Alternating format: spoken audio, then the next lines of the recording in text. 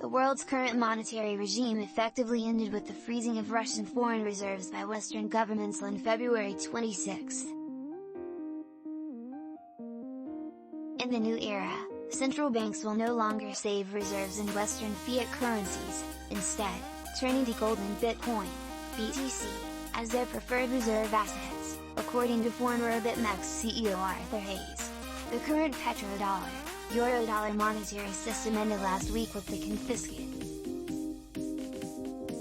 The reason for this, Hayes said, is that as countries around the world see what happened with Russia's reserves, they will no longer feel comfortable saving their reserves in currencies controlled by foreign governments. He added that historians in the future will point to February 26 as the day on which this system ended, and a new, currently unknown to us system sprouted.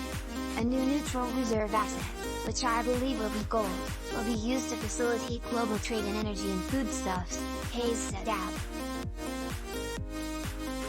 He further explained that countries around the world appreciate the value of gold from a philosophical standpoint. Bitcoin, however, is not yet there, at least not in the West, the former exchange boss said. Human civilization is approximately 10,000 years old, and gold has always been valued. Bitcoin is less than 2 decades old.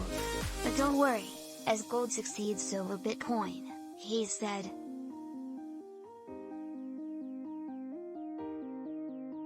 Referring to two widely shared articles from the Wall Street Journal and Bloomberg that discussed the implications of freezing Russian central bank reserves, Hayes said the shift in global perceptions about the US dollar as a trusted asset is so obvious that even the mainstream financial press co.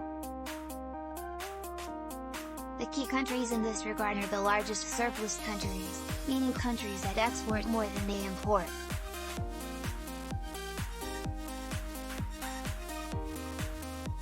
Among these, China is the biggest, Hayes said, referring to a World Bank ranking of the countries with the largest current account balances. What China will do, according to Hayes, is not conduct international trade using gold or other commodities.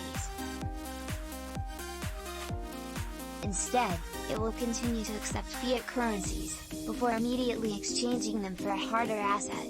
Given gold is the hard money choice for humanity, China and others like it will begin to provide a sizable bid in the physical gold market, Hayes said.